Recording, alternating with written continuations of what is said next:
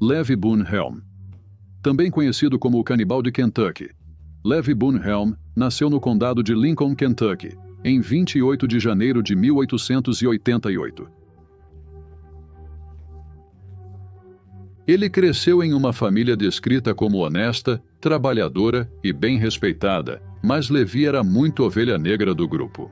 Quando criança, ele gostava de exibir proezas de força e agilidade, e muitas vezes era encontrado provocando homens mais velhos e maiores para lutar, e mostrando um truque de festa onde ele jogava sua faca no chão e a pegava enquanto estava a cavalo em galope total. A família se mudou para Missouri em algum momento durante a infância de Levi, mas isso não pareceu mudar as coisas. Levi sempre pareceu ter um desprezo pela autoridade. A cavalo, ele uma vez rejeitou uma tentativa do xerife de prendê-lo, levando seu cavalo pelas escadas do tribunal e para a sala de audiências enquanto o tribunal de circuito estava em sessão. Aqui ele começou a assediar verbalmente o juiz. Aos 20 anos, em 1848, Levi casou-se com Lucinda Browning, de 17 anos, com quem teve uma filha. Contudo, o casamento deteriorou-se rapidamente devido ao forte consumo de álcool de Levi, comportamento abusivo e por entrar em casa montado em seu cavalo. Ele frequentemente batia em sua esposa, a ponto de ela finalmente pedir o divórcio. O pai de Levi pagou pelos custos, deixando a família falida e com a reputação em pedaços. Tendo arruinado sua família sozinho, Levi decidiu seguir para a Califórnia em busca de ouro. Em 1850, ele convidou seu primo, Littlebury Shute, para viajar junto. Inicialmente, Littlebury concordou, mas depois desistiu da viagem. Furioso com a recusa do primo em cumprir o plano original, Levi esfaqueou-o no peito, matando-o instantaneamente, e então seguiu para o oeste sozinho. No entanto, Levi não sairia tão facilmente desta vez. Ele foi perseguido incansavelmente pelo irmão e amigo que eram os únicos na casa. Levi foi o único encontrado na casa e capturado por seus amigos de Littlebury Shute. A partir daqui, Levi acabou em um asilo, onde ele foi parar devido ao seu comportamento durante o cativeiro. Depois de ser admitido no instituto mental, ele começou a falar cada vez menos e, eventualmente, convenceu um guarda a levá-lo para um passeio pela floresta. Esses passeios se tornaram rotina, o que levou Levi a ganhar a confiança do guarda, que ele usou a seu favor, fugindo durante uma dessas excursões programadas. Levi voltou ao seu plano original. Para ir ao oeste, rumo à Califórnia. No caminho, ele assassinou vários homens em diversas altercações, acabando por cometer um assassinato premeditado. Seu comportamento horrível, no entanto, não passou despercebido, e ele foi forçado a estar constantemente em fuga, enquanto a polícia e a justiça de vigilantes o procuravam. Neste ponto, Levi decidiu se juntar a outros 6 homens enquanto fugia. Ele confidenciou aos homens que fugia há anos e estava feliz com eles. Ele comeu todo ou parte de suas vítimas, dizendo, cito, "Muitos são os pobres diabos que matei em um momento ou outro, e houve um tempo em que fui obrigado a me alimentar de alguns deles." Isso parece ser o primeiro relato de canibalismo por parte de Levi. Naturalmente, não foi um caminho tranquilo a partir daqui. Durante a jornada pela trilha rumo a Fort Hall, Idaho, os homens foram atacados por nativos americanos, obrigando-os a se embrenhar ainda mais no deserto desconhecido. Com poucas provisões, eles decidiram matar seus cavalos e consumir sua carne, usando a pele para fazer raquetes de neve. Mas o inverno era rigoroso e implacável, e a jornada longa. Sem a natureza ao seu favor, o número de membros do grupo diminuiu lentamente de 7 homens para 2. Eram apenas Levi Helm e um homem conhecido como Burton. Quando Burton não conseguiu prosseguir, Levi o deixou para trás, mas depois pensou melhor e decidiu voltar para ele. Ele voltou bem a tempo de ouvir Burton puxar o gatilho em si mesmo. Levi comeu uma das pernas de Burton e embalou a outra para levar consigo. Seus movimentos depois disso são nebulosos, mas em algum momento alguém o descobriu em um acampamento nativo americano e depois o acompanhou até Salt Lake City, Utah. Apesar de ter uma grande quantidade de dinheiro consigo, Levi supostamente nunca agradeceu ao homem que o escoltou, nem por alimentá-lo, vesti-lo ou transportá-lo. Como esperado, Levi se envolveu em problemas durante sua estadia em Salt Lake City. Após se tornar um fugitivo, ele fugiu para São Francisco, Califórnia. Durante sua estadia, ele assassinou um fazendeiro que se tornou seu amigo e o abrigou, escondendo-o das autoridades. Depois disso, Levi foi para Oregon e continuou roubando pessoas para sobreviver, frequentemente as matando. Em 1862, após beber muito, ele atirou em um homem desarmado chamado Dutch Fred em um salão antes de fugir. Enquanto estava fugindo, ele comeu outro fugitivo com quem estava viajando. Finalmente, Levi Boone foi capturado, mas o público não ficou seguro por muito tempo. Ele implorou ao seu irmão mais velho, Old Tex, para ajudá-lo. Um indivíduo rico, Old Tex subornou as testemunhas dos crimes de seu irmão, então as autoridades não conseguiram condená-lo com sucesso. Após sua libertação, Levi acompanhou Old Tex de volta ao Texas.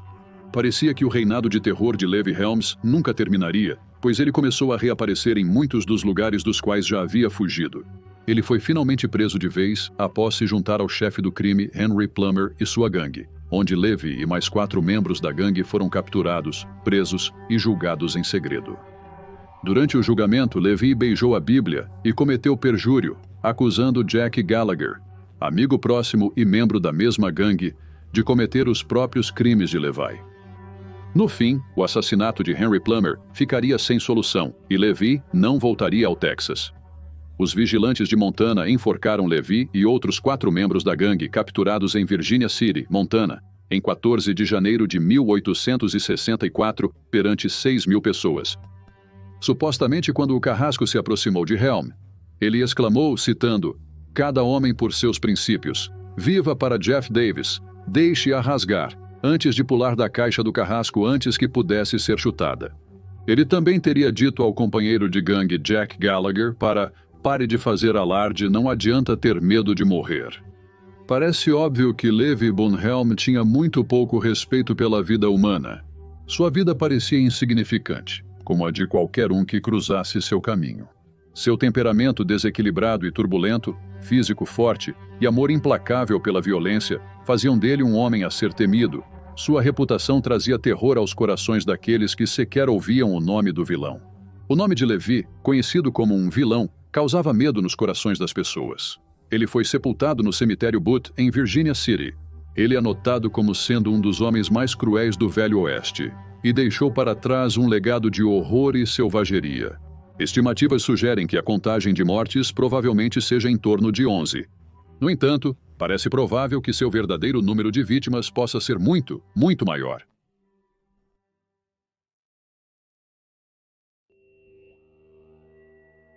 Alfred Packer. Alfred Packer. Em 21 de janeiro de 1842, Alfred Packer, às vezes referido como Alfred Packer, foi um dos 3 filhos nascidos de James Packer e Esther Greiner. No início da década de 1850, a família se mudou da Pensilvânia para o condado de LaGrange, Indiana, onde James Packer conseguiu um emprego como marceneiro. Tendo um relacionamento amargo com seus pais, Alfred saiu de casa no final da adolescência e começou a trabalhar como sapateiro em Minnesota. Ele se alistou 2 vezes na Guerra Civil, em abril de 1862, permanecendo por 8 meses. E em junho de 1863, ficando até abril de 1864. Em ambas as ocasiões, ele foi dispensado por causa de sua epilepsia, que o fazia ter convulsões até uma vez a cada 2 dias.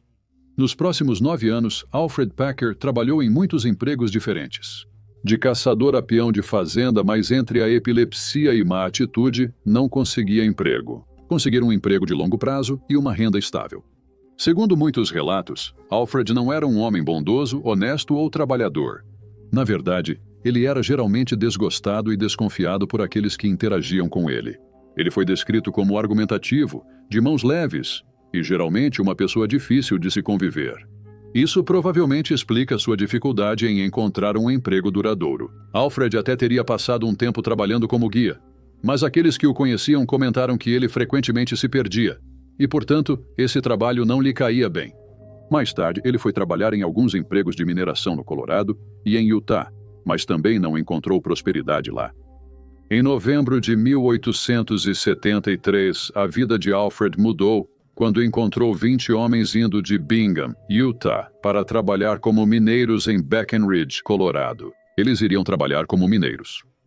A notícia se espalhou rapidamente que ouro havia sido encontrado no Colorado, então os homens estavam viajando para lá na esperança de descobrir riqueza. O grupo encontrou Alfred a aproximadamente 25,4 quilômetros do início da viagem. Segundo George Tracy, um dos membros, Alfred perguntou para onde iam e se poderia se juntar ao grupo. Como ele estava com poucos suprimentos e sem dinheiro, os homens estavam relutantes em levá-lo. Alfred, porém, disse-lhes que era um guia com vasto conhecimento da terra e poderia liderar o caminho, então eles o consideraram um bom sujeito. Alfred era um bom sujeito, então pensaram que ele seria uma adição útil para a equipe. As coisas não saíram como esperado, no entanto, quando rapidamente se tornou óbvio que Alfred, na verdade, não sabia nada sobre a área que o grupo estava atravessando. Ele foi descrito pelos outros homens como ganancioso e preguiçoso, e suas convulsões o tornaram um grande risco, fazendo a jornada para o Colorado se estender cada vez mais. Eles fizeram muito pouco progresso em direção ao seu objetivo, e dado o final do ano, o clima de inverno estava gradualmente piorando. Os cavalos e as carroças começaram a ficar atolados e as provisões se esgotaram. Os homens tiveram que comer a ração dos cavalos para sobreviver. Quase 2 meses se passaram antes que os homens encontrassem alguma esperança.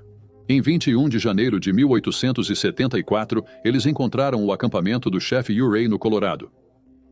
Urey era o chefe indígena americano da banda Tabawash, da tribo Ute. Ele tinha excelentes habilidades de liderança, sendo notado pelos oficiais dos Estados Unidos da América, e passou a vida tentando estabelecer tratados com colonos e o governo. Dada a sua reputação como um homem de paz, o grupo de Alfred tentou se aproximar do chefe Urey para pedir ajuda. Emaciados e desgrenhados, eles adentraram o acampamento, assustando alguns membros da tribo. Mas fiel à sua reputação, o chefe Urey acolheu os homens de braços abertos, alimentando-os e oferecendo-lhes abrigo. Conhecedor das terras e do clima naquela época, Urey era um homem pacífico. Ele era um homem de paz. O chefe sugeriu que os homens adiassem sua viagem às minas de ouro até a primavera. Ele disse a eles que os alimentaria e abrigaria enquanto permanecessem, caso escolhessem esperar o rigoroso inverno. Enquanto muitos homens estavam felizes em esperar até que as condições melhorassem, muitos não estavam, preocupados que, quando o grupo chegasse às minas, não haveria nada restante. No começo de fevereiro, depois de um período de recuperação e preparação, 11 homens e mulheres foram enviados para as minas de ouro. Urey era um homem de paz, e ele era um homem de paz. O líder do grupo decidiu que eles queriam seguir em frente. Vendo que não conseguia dissuadi-los, o chefe Urey forneceu aos homens provisões e instruções sobre como atravessar com segurança o árduo caminho à frente, direcionando-os ao longo do rio, evitando as montanhas. Levaria um pouco mais de tempo dessa maneira, mas isso significava que a jornada seria muito mais segura. Insatisfeito com a demora da rota sugerida pelo chefe, Alfred apresentou a ideia de que o grupo seguisse um caminho mais direto. Ele garantiu o apoio de 5 homens que concordaram e decidiram segui-lo. Enquanto isso, os 5 homens restantes que desejavam partir de forma segura, assim o fizeram. Relatos dizem que eles encontraram condições climáticas terríveis e foram encontrados meio famintos por trabalhadores do acampamento de gado do governo perto de Gunnison, Colorado, onde ficaram até abril. Em 9 de fevereiro, Alfred e seus 5 seguidores partiram do acampamento. Por um tempo, eles também seguiram o rio, mas depois cortaram uma trilha sinuosa até o rio San Juan. Alfred e seus 5 seguidores deixaram o acampamento, mas depois cortaram uma trilha sinuosa até o rio San Juan. Esta decisão foi tomada às pressas quando os homens começaram a ficar sem comida. Eles também não usavam roupas pesadas ou raquetes de neve, tinham acabado os fósforos e não tinham pederneira. Eles sentiram que quanto mais rápido se dirigissem para as montanhas, mais cedo chegariam ao destino. Mas não foi esse o caso. Na verdade, o único que retornaria daquelas montanhas era Alfredo. Em 16 de abril de 1874, Alfredo saiu das florestas sozinho. Não havia sinal de seu grupo, composto por Shannon Wilson Bell, James Humphrey, Frank Miller, George Noon e Israel Swan. O homem de 32 anos atravessou o leito do lago congelado até a agência indígena Los Pinos, perto de Sawash, Colorado. Ele tinha trapos enrolados nos pés e tropeçou para dentro do prédio, implorando por comida e abrigo. Os homens da agência o alimentaram, mas Alfred vomitou tudo o que comeu. Ele notou que sua digestão havia sido alterada, devido a longos períodos de quase inanição. Ao longo dos anos, Alfred contou várias histórias diferentes sobre o que exatamente aconteceu nas montanhas San Juan. Ele contou ao pessoal da agência que havia sido contratado por seu grupo de 5 como guia, mas que ficou cego de neve e foi deixado para trás. Ele explicou que Israel Swan, o membro mais velho do grupo com 65 anos, havia lhe dado seu rifle para proteção, mas continuou sem ele. Ele afirmou ter sobrevivido com pouco mais do que comida e água, mas não conseguiu sobreviver com mais do que um punhado de migalhas e sulcos enquanto tentava se virar e encontrar seu caminho de volta à civilização. Os homens da agência notaram que, apesar do que ele disse, Alfred Packer não parecia um homem que havia passado fome por 2 meses. Na verdade, ele parecia relativamente saudável. No entanto, eles não consideraram isso mais a fundo e permitiram que Alfred ficasse na agência por 10 dias antes de ele dizer que desejava retornar à Pensilvânia.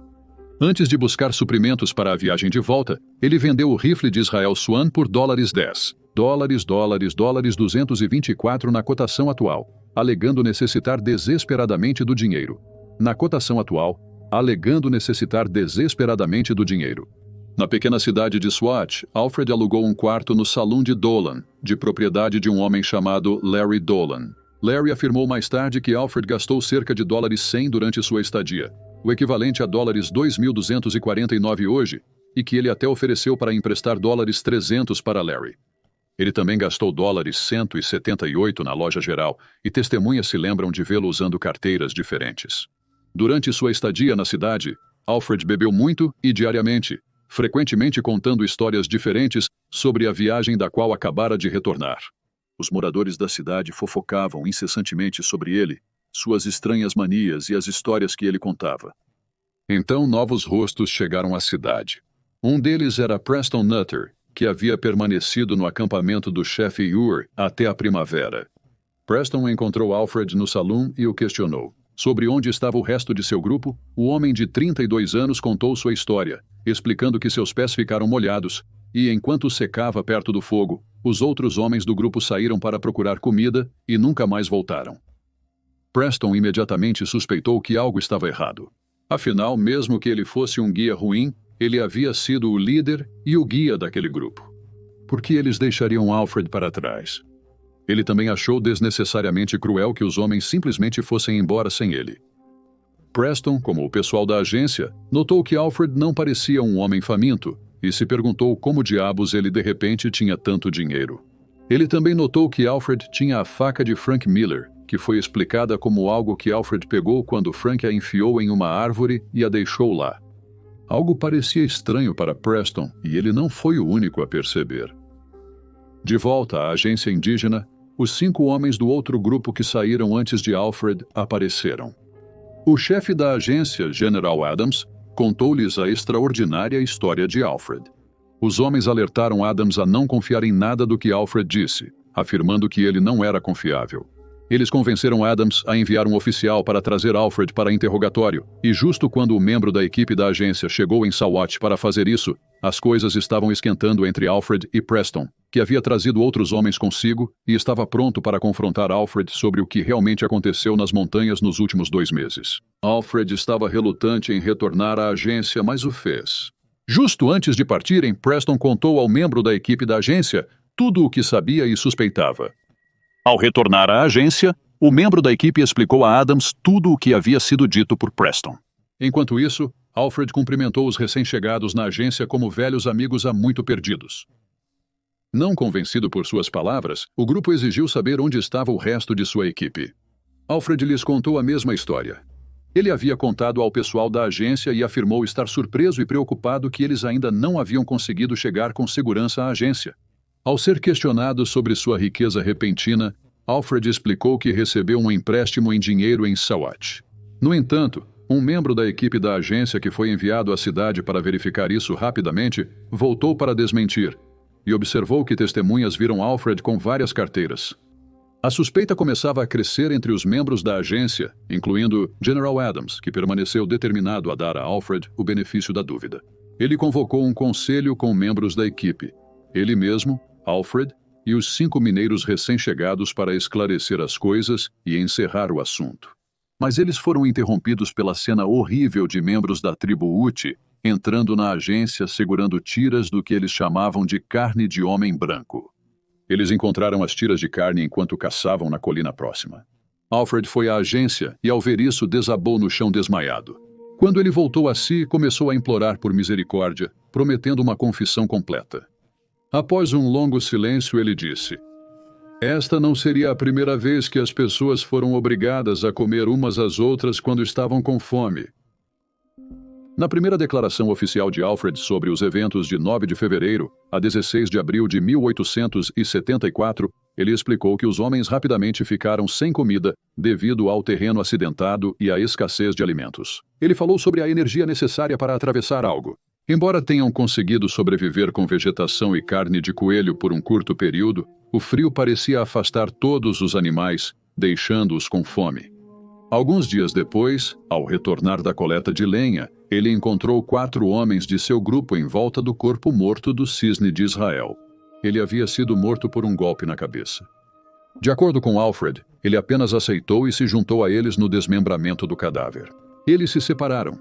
Ele dividiu seu dinheiro entre eles e Alfred ficou com o rifle de Israel. Eles embalaram partes do corpo para a viagem, mas não encontraram animais selvagens conforme prosseguiam. Frank Miller foi a próxima vítima, também com um golpe na parte posterior da cabeça. A parte do dinheiro de Israel foi redistribuída e Alfred pegou sua faca.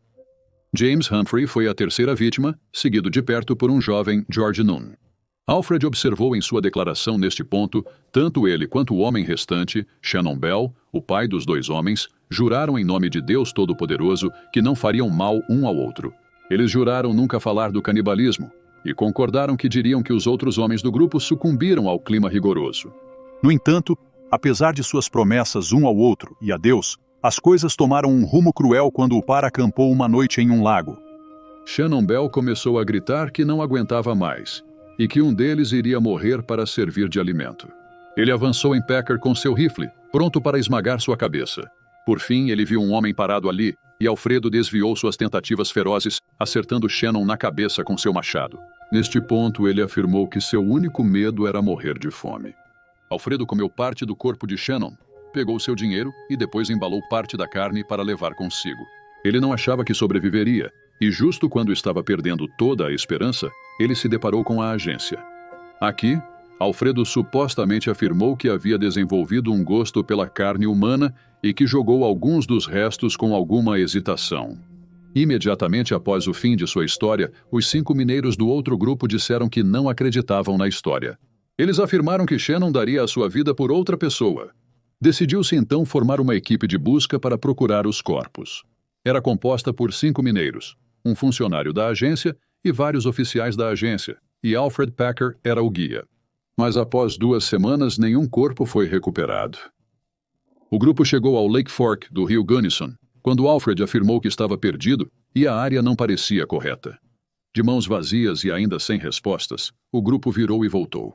Durante a viagem de retorno, Alfred tentou assassinar Herman Latter, funcionário da agência, com uma faca escondida em suas roupas. Felizmente, ele não teve sucesso e foi pego, contido e preso. Neste ponto, o General Adams, o homem que sempre lutou para dar a Alfred Packer o benefício da dúvida, admitiu que ele estava morto. Ele era de fato um homem extremamente perigoso. A partir daqui, Alfred foi transferido para Seawatch e preso fora da cidade pelo xerife. Isso foi para sua própria proteção, pois a notícia de seus crimes se espalhou pela cidade e os locais estavam ansiosos para fazer justiça com as próprias mãos. Durante seu encarceramento, Alfred retirou suas declarações anteriores e mudou sua história.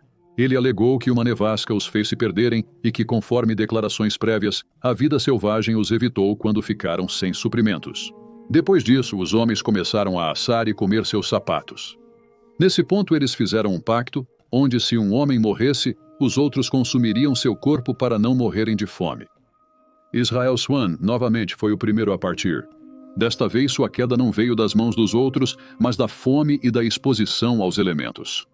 Alfred assinou essa confissão, e embora não fosse a primeira, foi a primeira que ele assinou.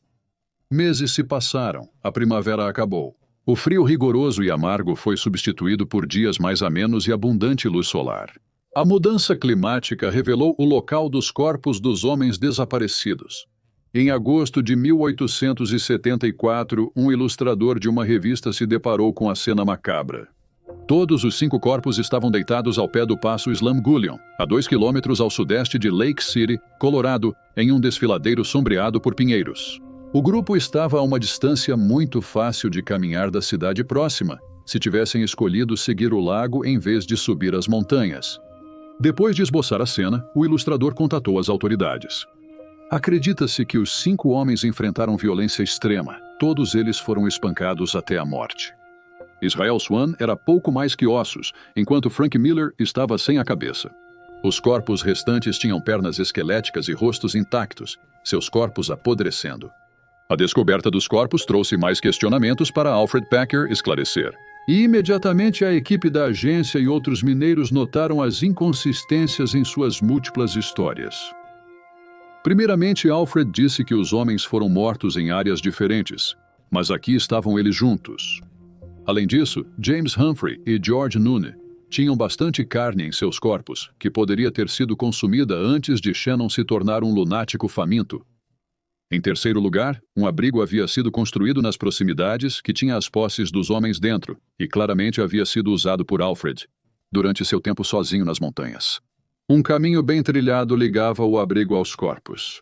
As evidências no local sugeriam que as mortes ocorreram antes que os suprimentos racionados se esgotassem, levando as autoridades a teorizar que Alfred matou os homens simplesmente para roubá-los, e então viveu no abrigo por meses, saindo apenas para remover a carne dos corpos, conforme e quando ele precisava. Ao retornar à prisão temporária de Alfred, ele estava desaparecido. Até hoje ainda é desconhecido exatamente como ele escapou, mas parece provável que ele tenha subornado o guarda. Ou alguém subornou o guarda por ele. Ele não foi localizado até quase uma década depois, em 11 de março de 1883, quando foi abordado por um homem que era um dos membros do grupo que havia escolhido ficar no acampamento do chefe Urey. Alfred estava vivendo sob o pseudônimo de John Schwartz e estava procurando comprar suprimentos, mas o homem do grupo original contatou o xerife local, que o prendeu. Novamente sob custódia, Alfred assinou outra confissão em 16 de março, alegando que Shannon Bell matou todos os homens enquanto ele buscava comida. Ao retornar no final da noite, Alfred matou Shannon em legítima defesa, atirando nele no estômago e depois o atingindo na cabeça com um machado. Ele continuou a construir o abrigo por causa do mau tempo e afirmou que, embora tenha tentado repetidamente voltar, o caminho que fez estava muito incooperante. Ele ficou neste abrigo improvisado por 2 meses, banquetando-se com os corpos sempre que precisava de sustento. Alfred Packer passou por seu primeiro julgamento em abril daquele ano e foi considerado culpado pelo assassinato premeditado de Israel Swan. Ele foi condenado à pena de morte, mas devido a uma tecnicidade, ele acabou escapando desta sentença. Assim, Alfred foi julgado novamente em junho de 1886. Desta vez, ele foi condenado por 5 contagens de homicídio voluntário e foi condenado a 40 anos de prisão. Caçadores locais revelaram que, apesar do rigoroso inverno de 1874, a vida selvagem era abundante, contradizendo o argumento de Alfred sobre a escassez de caça. Completamente pela janela. Em 1901, após cumprir 18 anos de prisão, Alfred recebeu liberdade condicional. Isso ocorreu após o jornal local Denver Post publicar reportagens retratando-o como um homem decente, que havia feito apenas o que fez para sobreviver, e que o público o havia vilanizado simplesmente por tentar sobreviver a um inverno rigoroso. As histórias ressoaram com os locais que começaram a pedir sua libertação. Por fim, o governador Charles Thompson sucumbiu à pressão. Ele concedeu liberdade condicional a Alfred, mas recusou-se a perdoá-lo. Após ser libertado, Alfred passou a trabalhar como ajudante de rancho e guarda no Denver Post. Ele morreu em 23 de abril de 1907. Aos 60 anos, Alfred foi libertado da prisão em 1965 em Deer Creek, condado de Jefferson, Colorado. Dizem que ele era um homem caridoso que vivia de maneira modesta. Um vizinho lembrou que Alfred uma vez lhe disse que tentou comer carne humana, mas isso o deixou doente. Enquanto o outro comentou sobre o arrepiante de seus olhos negros penetrantes. Havia opiniões diversas sobre Alfred, após sua libertação da prisão. Em 1980, um juiz supostamente tentou obter o perdão póstumo para Alfred, mas essa tentativa falhou. Investigações nos anos 80 e 90 ainda não chegaram a um consenso sobre o que realmente aconteceu durante aqueles 2 meses nas montanhas. Embora um estudo de 1994 tenha mostrado que Shannon Bell tinha uma ferida de bala na pelve, isso não confirma definitivamente uma das histórias de Alfred.